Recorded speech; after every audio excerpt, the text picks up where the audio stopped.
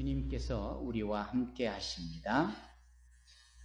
오늘은 세계사의 주인이 되시는 하나님, 그리고 그때 그곳에 행하신 하나님의 일들로 오늘날 우리에게 무엇을 시사하고 계시는 바에 대하여서, 그렇다면 지금 우리와 앞으로 우리의 삶에 그 하나님의 역사가 어떻게 선포되어질 것이고 어떻게 실체화될 것인지에 대하여 지금으로부터 2750년 전에 기록되어진 이사야 말씀을 통하여서 우리가 확신과 믿음을 갖기를 원합니다. 여러분, 심리학자들이 말하는 사람과 사람의 관계를 소위 소통으로 그 단계, 그 수준을 표현한다라고 하는 부분을 우리가 진작에 나눠본 바가 있습니다. 사실적인 이야기를 말하는 단계를 넘어서 자기 마음에 두고 있는 생각과 의견을 내놓을 수 있는 단계가 그 두 번째요. 그리고 세 번째는 그 의견을 넘어 자기의 감정을 표현하는 것, 자신의 마음에 드는 생각들을 나누는 것이라고 했고, 그 마지막 네 번째의 단계의 소통은 소위 고통을 나눌 수 있고 아픔을 나눌 수 있고 또 물론 들어줄 수 있고 남의 고난과 고통을 보면서 들으면서 같이 아파하는 수준, 이것이 소위 관계의 등급을 정하는 소통의 방법이다라는 것입니다. 그런데 이 상황을 살펴보면 이게 성경에 기록되어져 있는 하나님의 우리를 향하신 당신의 소통 방법을 이 심리학자들이 어독션을 인용을 한 것이구나 라는 생각을 갖게 됩니다. 왜냐하면 성경에 나타난 많은 일들, 많은 사건들, 많은 상황들, 그 속에서 역사하시는 하나님의 일들을 보고 있노라면 이것이 피조물인 우리를 향하신 하나님의 소통의 방법이시구나 라는 사실을 알게 되는 겁니다. 여러분, 소통은 서로에 대한 이해고요. 소통은 서로를 수용하고자 하는 자의적 태도이지요. 그래서 소위 가족 안에서도 소통이 끊어지면 그거 보통 심각한 문제가 아닙니다. 남편과 아내의 대화가 단절이 돼 있거나 부모와 자녀 사이의 대화가, 소통이 단절이 돼 있으면 이게 심각한 문제로 발전하게 되는 겁니다. 학교에서 선생님들과 학생들의 대화, 교회에서 목사와 성도들의 대화, 직장에서 상사와 또 부하 직원들의 대화, 동료들과의 대화, 정부와 백성들의 대화, 이게 다 소통이 중요한 겁니다. 서로 유기적으로 관계를 맺고 있는 자들이야말로 이 소통은 그런 점에 있어서 마치 우리 몸에 혈관을 타고 피가 흐르고 그 피를 통하여 원활한 신진대사가 이루어지는 것처럼 이 소통은 한결같이 유지되어야 되고 그 소통은 자주 중요하게 인식되어져야 하는 겁니다. 그런 점에서 하나님께서는 우리를 창조해 주시고 난 후에 그냥 내버려 두신 것이 아니라 일일이 우리에게 말씀하시며 소통의 장을 여시는 거예요. 그래서 하나님께서는 소통을 어떻게 시작하셨느냐, 이 말씀을 통하여 사실적인 말씀, 팩트를 말씀하는 겁니다. 하나님이 천지를 창조하셨다, 팩트입니다. 하나님이 죄 지은 자를 징계하셨다, 사실적인 표현이에요. 이제 그런 점에 있어서 성경의 창세기부터 요한계시록까지는 사실이 아닌 이야기가 없습니다. 바꿔 말하면 모든 것이 사실이요 진리요 1.1획도 가감이 되어서는 안 되는 하나님이 친히 일하신 것들에 대한 팩트입니다. 사실이죠. 이것을 말씀하시는 겁니다. 두 번째는 그러한 팩트를 근거로 하나님께서는 우리에게 뭘 소통하기를 원하시느냐 하면 당신이 품고 계시는 계획, 당신의 생각, 이런 것들을 섭리와 경륜을 우리에게 말씀하시는 겁니다. 그래서 의인은 없나니 하나도 없기 때문에 하나님께서는 계획을 세우셨어요. 그게 무엇입니까? 당신의 거룩하고 성결한 죄 없으신 독생하신 아들 예수 그리스도를 우리를 대신하여 그 죄의 값을 십자가에서 받게 하시겠다 하는 당신의 계획, 당신의 생각, 이걸 펼쳐놓으신 것들을 소통을 통하여 우리에게 말씀하시는 겁니다. 그러면 팩트를 넘어 하나님의 계획, 오피니언을 말씀할 때 그 다음 단계인 세 번째는 주님의 feeling, 그분이 우리를 향하신 감정에 대한 것도 소통에 담아 말씀하시는데 그것이 고스란히 성경에 기록이 되어 있는데 우리 주님의 우리를 향한 감정은 무엇입니까? 사랑입니다. 내가 너희를 먼저 사랑했다. 내가 너희를 사랑하되 끝까지 사랑했다.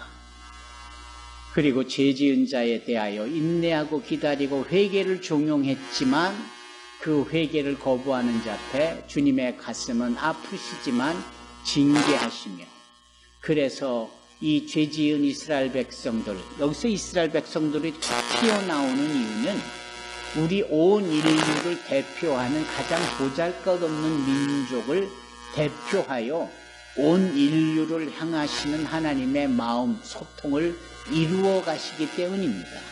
이스라엘이 우리보다 뭔가 나은 것이, 뭔가 자격이 있어서, 뭔가 공로가 많아서가 아니고 정말 목이 곧은 백성이고 정말 걸핏하면 죄를 짓고 마는 정말 가능성 없어 보이는 작디작은 이 민족을 저 바단 아람에로부터 이동시키시며 팔레스타인 가나안 땅에 머물게 하시며 저거 애국으로 내려가 인큐베이터에 담아내시어 큰 민족이 되게 하시고 모세를 통하여 다시 가나안 땅으로 이주시키시다가 여전히 죄짓고 정신 못 차리는 그들을 저 바벨론으로 끌고 가게 하셔가지고 그곳에서 70년 동안 종살이를 하게 하시고 그 가운데에 하나님의 성전이 회파되고 무너지고 그런 쯤에 그것을 수보할 수 있는 역사를 펼치시고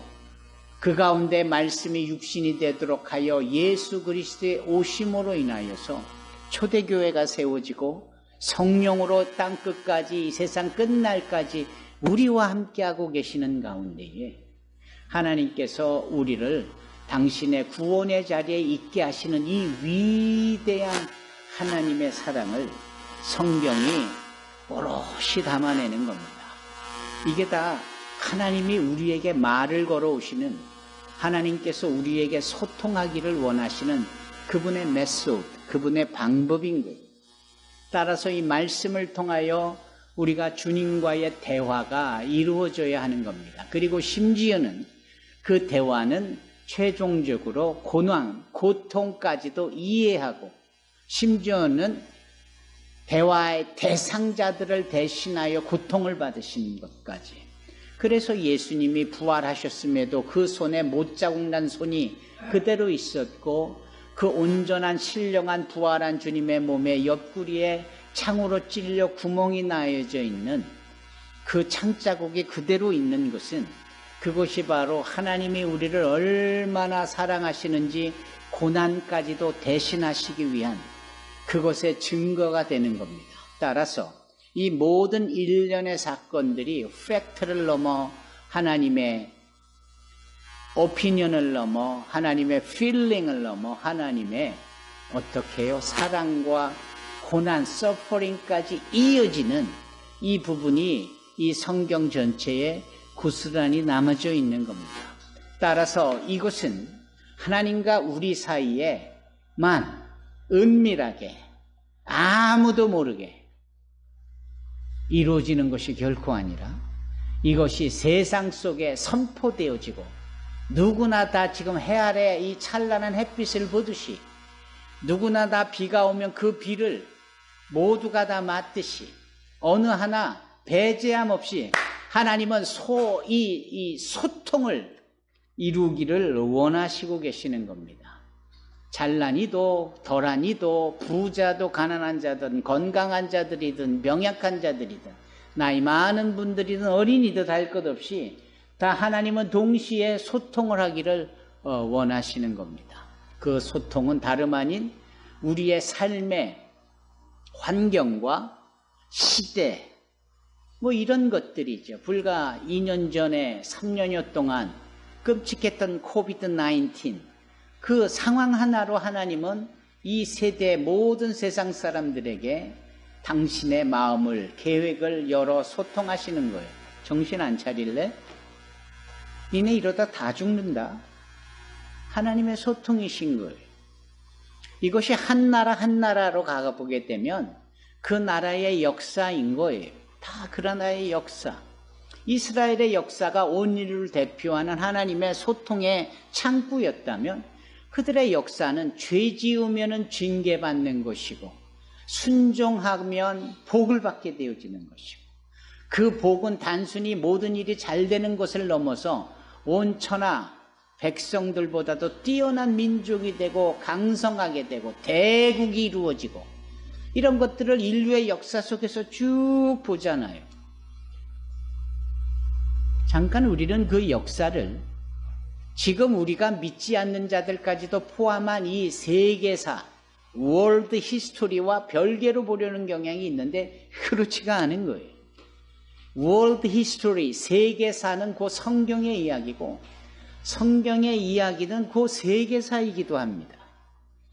따라서 손바닥과 손등처럼 성경의 역사적인 사건과 이 유물과 역사에 고증되어 검증되어진 이 세계사의 사건은 별개의 것이 절대 아닌 거예요. 여러분 예를 들어 볼까요?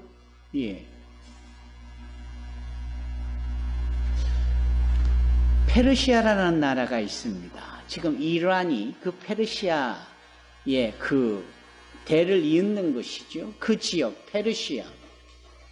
그 페르시아 하면은 우리가 떠오르는 게 뭐 양탄자라든지 마법의 양탄자, 또 문지르면은 뭐 요정이 나온다는 뭐 주머니라든지 천일야와 같은 정말 흥미진진한 이야기가 가득했던 그 문화적 배경이 그 퍼시아, 페르시아. 성경에는 바사라고 표현하는 나라입니다. 그 나라는 얼마나 역사적으로 컸든지 인류의 세계사적인적으로도 고증을 해보면 성경에 언급되어진 얘기처럼 고스란히 증명이 되는 건데 그 바사, 페르시아가 얼마나 컸냐면 우리나라 대한민국의 팔도라고 하나요? 경기도가 있고 충청북도 남도가 있고 강원도가 있고 전라남도 북도가 있고 경상남북도가 있고 제주도가 있듯이 이 프로빈스, 이 도에 해당하는 이 큰 도가 몇 개나 있었는 나라였냐면 127개나 있었어요. 그 127개라는 말은 성경에도 나오고 역사의 고증에도 검증이 되어지는 겁니다.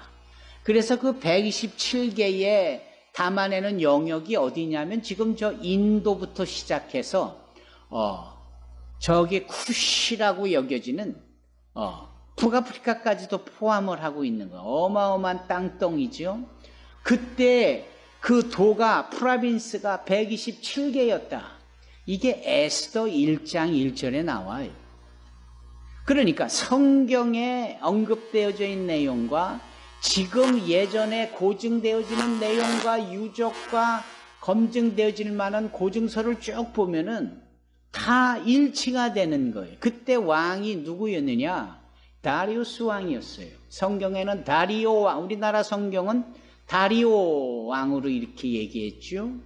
이 다리오가 다리우스로 성경에는 나오고 있는데 이 다리오가 땅을 더 넓히기 위해서 그리스, 아테네가 있는 이 그리스, 그곳을 향하여 진격해 들어가고 그곳에서 전쟁을 합니다. 그런데 전쟁을 했는데 누가 졌느냐? 페르시아의 다리오 왕이 졌어요. 그리고 그리스는 그 전쟁에서 이겨요. 그래서 이런 그리스의 전쟁에서 이겼다라는 승리의 소식을 자기 백성들에게 전하고 왕에게 전하려고 한 병사가 힘차게 그 승리의 소식을 전하려고 뛰어가지요. 뛰어갔던 거리가 42.195km예요. 그 거리에 근거한 그 전쟁터 지명 이름이 마라톤 지역인데, 그래서 오늘날 스포츠에 마라톤이 생기는 겁니다. 사람이 42.195km를 달려가는 거예요. 물론 스포츠 종목 하나가 역사를 검증할 수 있겠느냐 말할 수 있을는지 몰라도 그 마라톤 지역에서의 싸움은 역사적으로 고증이 되어 있고, 그리스가 이겼고 다리오가 패했고 바사가 패했다라고 검증이 돼요. 그때에 이 다리오 왕의 아들인 아하수에로라는 왕이 등장을 합니다. 아하수에로. 성경에는 그 이름을 그렇게 히브리적 발음 기호로 표현을 해요. 아하수에로. 그런데 이 사람의 원래 이름은 크세르크세스. 발음을 하면 이렇게 되는 거예요. 그 사람이 자기 아버지가 못다한 꿈을 이루기 위하여서 다시 한번 그리스에 도전을 하는 장면이 나옵니다. 그 도전을 하면서 또 이 아수에로 왕이 패하게 됩니다. 그 패하게 되는 그 역사적 사건을 가지고 세계사적으로도 조명해 보면 검증이 되어 있고 실제적인 사건으로 드러납니다. 그래서 미국 할리우드 영화 사업가는 이 역사적으로 고증되어진 아하수에로 왕의 이 패전의 이야기를 멋지게 연출화해서 영화를 만드는데, 그 영화가 바로 300이라는 영화예요. 숫자 300. 거기에 등장하는 무시무시한 그 페르시아의 왕의 이름이 아하수에로, 성경에서 말하고 있는 역사적으로 크세르크세스 다리오 왕의 아들인데, 더 놀라운 사실은 이 크세르크세스 아하수에로 왕의 부인 이름이 누굽니까? 바로 에스더인 거예요. 에스더. 그래서 에스더서를 읽어보면 이 역사적 사건이 고스란히 다 담겨져 있는 거예요. 자, 그러면 성경에서 말하는 하나님의 거룩하신 뜻과 계획들이 인류의 역사 속에 고스란히 사건과 상황으로 기록이 되어져 있는데, 이것은 하나님께서 당신이 소통하시기 위한 도구로서 그렇게 표현하고 계시다. 그러면 결국은 에스더서를 통하여 말씀하시려는 하나님의 의도는 무엇입니까? 걱정하지 마라. 지금 저 페르시아에 또 하만이라는 자가 그렇게 너희들을 죽이려 하는 풍전등화와 같은 상황에 있다 할지라도, 내가 이 하나님이 이곳으로 보낸 내가 너희를 보호할 것이고, 내가 너희를 그 모르드게가 오히려 하만을 장대 세워 죽이고 그 유대인들이 아하수에로에 의하여서 인정을 받으며 국무총리의 자리까지도 올라가는 길이 활짝 열려지고 높아지는 역사가 있는 것처럼, 하나님을 믿는 백성들에게는 하나님이 이처럼 보호하심과 은혜를 더하여 이 땅에서 존귀하게 여겨주시겠다라고 하나님께서 말씀하시는 겁니다. 따라서 역사를 배우고 성경을 읽는 것은 대단히 중요합니다. 여러분, 우리 산소만교회가 성경이 읽어지네 어성경 프로그램을 합니다. 심지어 어린이들, 학생들에게도 그 일을 하고 있는 걸 아십니까? 어른들은 어른들대로 어성경을 하면서 은혜를 받아요. 그 은혜는 성경의 약속의 말씀, 하나님의 소통의 음성을 들을 뿐 아니라 세계사적인 관점에서 그거를 함께 확인되어져 가는 것에서 얻는 감동이에요. 지현주 집사님 그렇지 않습니까? 예, 그런 거예요. 예. 빅토리 그렇지 않니? 어제 목사님 슬쩍 보니까 거기 참여한 어린이들이, 선생님들이 빅토리 나왔다고, 빅토리 연결됐다고 아주 좋아를 하더군요. 우리 말없는 새침대기 빅토리가 그 어성경 그 클래스에선 그렇게 인기가 많은 줄 새삼 처음 알았어요. 네. 다시 말을 모아서 해보자면은 이런 역사, 세계사적인 상황 속에서 하나님의 약속의 말씀을 우리는 확인할 수 있어야 되고요. 그분이 우리에게 걸어오시는 말씀에 대하여 우리가 대답도 해야 되고 화답도 해야 되는 줄로 믿습니다. 여러분, 어제는 몇몇이지만 저희가 제물포항에 갔습니다. 가서 느닷없이 기차가 제물포에서 처음 만들어지고 한양 노량진까지 33.5km에 그 기차가 만들어지는 1899년의 상황을 함께 살펴봤어요. 그런데도 놀랍게도 그 제물포를 통하여 한반도에 선교사들이 들어온 것은 1885년인 거예요. 기차가, 즉 교통이, 즉 길이 열려지기도 전에 복음이 먼저 들어오고 그 척박한 지형에서 복음이 선포되어지는 것을, 이 역사적 숫자, 연도가 그렇게 중요하다라는 것을 새삼 우리가 확인을 했어요. 그런데 그 당시에 우리는 유교와 불교의 사상 속에서 서구에서 오는 종교에 대한 이 부분을 소위 원치 않았고 그것을 받아들이지 않았고 그것을 받아서 믿으면 죽임을 당하는 그러한 끔찍한 상황에 있었는데도 불구하고 기독교가 도착을 하고 오늘날 대한민국의 이와 같은 기독교의 열매가 거둬들이기까지는 그 역사 속에 하나님께서 행하신 일들이 있었던 겁니다. 이제 그게 무엇이냐라고 할 때 이수정이라는 사람인 거예요. 이수정이라는 사람을 소위 민비인 명성황후가 자기의 생명을 보호해줬다고 일본에 유학을 보내는데 그 일본 유학에 가서 이수정 씨가 배운 것은 선진 농업기술을 배우려 했지만 오히려 그 일본에 가서 스다센 선생이라는 분을 만나고 예수를 알게 되고 예수를 믿게 되는 거예요. 그리고 성경을 번역하면서 본인 혼자 호의호식하는 차원으로의 기쁨으로만 있지 않고 이러한 예수 메시아 구세주를 모르는 조선 동포들을 위하여 이수정 씨가 그곳에서 편지를 미국으로 보내 쓰는 겁니다. 그때 보낸 편지가 미국 장로교단에 도착을 해요. 그 편지를 받아둔 미국 기독교계가 깜짝 놀라는 겁니다. 저 태평양 너머에 이러한 조선 땅이 있다니. 그리고 이 편지를 조선 사람인 이수정이라는 자가 일본에서 써서 우리에게 보내오다니. 이것은 과연 사도행전 16장에 있는 저 유럽의 마게도니아 사람이 꿈에 사도 바울에게 손짓하며 이리로 건너와 우리를 도우라 한 그 사건과 다를 바가 무엇이랴.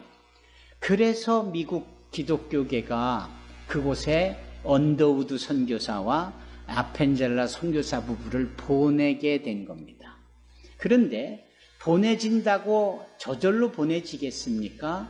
도착하면 다 세국 정치와 한국 정부에 의하여서 그 당시 죽임을 당할 것이 뻔한 이때에 하나님께서는 공사로 미국의 조미 통상을 통하여 그것에 와 있게 되어진 미스터 알렌이라는 사람을 통하여서 그곳에 그 민영익이라는 사람이 거반 죽게 되어진 곳을 서양 의술로 고쳐주게 되고 그것을 그 당시 황제였던 고종 황제가 기뻐히 받게 되고 부인 민비와 더불어서 이 알렌으로 하여금 한국에 병원을 세우게 하는데 그게 바로 광해원이라는 최초의 병원이 되고 그곳에서 치료되어지며 환자가 나을 거라고 해서 고종이 친필로 간판을 새로 달아준 것이 바로 제중원이고 그 제중원이 오늘날 저 연세 신촌에 있는 연세대학교 세브란스 병원의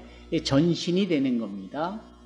그래서 연세대학교가 소위 이 감리교 쪽으로 기독교의 영향권에 있는 크리스찬 울스의 역할을 감당하는 거죠. 이 알렌의 역할 때문에 언더우드나 아펜젤러가 거부감 없이 한국에 올 수 있었다. 저는 지금 뭘 말씀드리는 거 하냐 하면 하나님의 소통하심이 이 조선 땅 한반도를 어찌나 사랑하시는지, 그리고 그 사랑의 완성을 위하여 예수의 복음을 전하게 하시는데 그 일을 위하여 알렌이라는 자를 사용하시고 이수정이라는 조선 사람을 사용하시고 이런 일들을 역사적으로 고증되어지고 검증되어진 이 상황을 통하여 오늘날 대한민국이 전 세계에 미국 다음으로 선교사를 가장 많이 보내는 선교의 국가로 발돋움까지 하게 하셨고, 이 영혼이 잘된 같이 범사에 잘되고 강건해지도록 이 나라가 경제적으로 발전하고 이젠 수혜국에서 공여국이 되어지고 K-팝으로 전 세계에 영향을 주고 이러한 일들을 하나님께서 이루어 가실 때 이게 도대체 다 하나님의 소통 속에 무엇을 의미하는가 하는 겁니다. 하나님이 우리를 끔찍이 사랑해 주실 뿐만 아니라 우리와 더불어 일하시기를 원하신다라는 거죠. 우리는 어제 그곳에 잠깐 제물포에 방문하면서도 이런 감동이, 이러한 인식이 아주 분명하게 자리 잡게 되는 겁니다. 이런 겁니다. 이런 거. 하나님의 소통은 이런 거예요. 그래서 우리가 이렇게 예배를 드리면서 동시에 하나님과 소통을 하는 것이고, 각자 개인이 집에서 또는 혼자 있는 곳에서 기도함으로, 말씀을 읽음으로 하나님과 소통하는 것을 의미하는 겁니다. 이런 점에 있어서 저와 여러분들은 소통 속에 담겨지는 하나님의 뜻을, 계획을, 그분의 마음을 이해하시고 그 마음에 또한 우리가 붙쫓아가는 역사로 이어지게 되어지리라 믿습니다. 오늘 이 본문의 말씀 이사야 41장의 말씀이 그런 거예요. 하나님이 소통하시는 거잖아요. 뭐라고 말씀하십니까? 내가 너희를 땅 끝에서 데려왔다. 너희를 먼 나라에서 불러왔다. 그리고 내가 너에게 소통하지 않느냐, 말하지 않느냐. 뭐라고? 너희는 내 종이다. 내가 너희를 선택했고 그러므로 내가 너희를 절대 저버리지 않겠다. 여러분, 하나님께서 이 나라를 택하여 이 시대에 귀하게 들어 사용하시고 우리가 그 사용하심에 순응해 나갈 때 하나님은 결코 우리를 버리지 아니하실 줄로 믿습니다. 어렵고 힘든 위기적인 상황이요, 인구가 줄고 노동력도 줄고 북한이 전쟁을 하겠다고 하고 곳곳에 외교적으로 각 나라마다 연쇄적인 반응 속에 도미도처럼 오는 이와 같은 위기 상황에서도 결코 하나님은 우리나라를 버리지 아니하실 것이며 하나님은 말씀하시는 가운데 우리를 들어 사용하여 주시리라 믿습니다. 내가 너희와 함께 있으니 걱정하지 마라 10절에 말씀하지요. 내가 너희의 하나님이니 두려워하지 말라 말씀하시지요. 내가 너희를 강하게 하고 너희를 돕겠다. 내 승리의 오른팔로 너희를 붙들어 주겠다. 아멘. 여러분, 소통을 통하여 주님 말씀하시는 거에 우리가 아멘으로 화답하고 감사합니다라고 대화하고 그 하나님의 일에 저도 동참하겠습니다 라고 고백할 수 있기를 주님의 이름으로 축원합니다. 너는 내게 부르짖으라 내가 응답하겠고 네가 알지 못하는 크고 비밀한 일을 너에게 보이리라 라고 말씀합니다. 누가요? 이를 행하시는 여호와, 그것을 지어 성취하시는 여호와 하나님께서 소통하시는 겁니다. 그 소통에 아멘 하고 우리 각자 개인이 신앙으로 그 일을 감당해 나가십시다.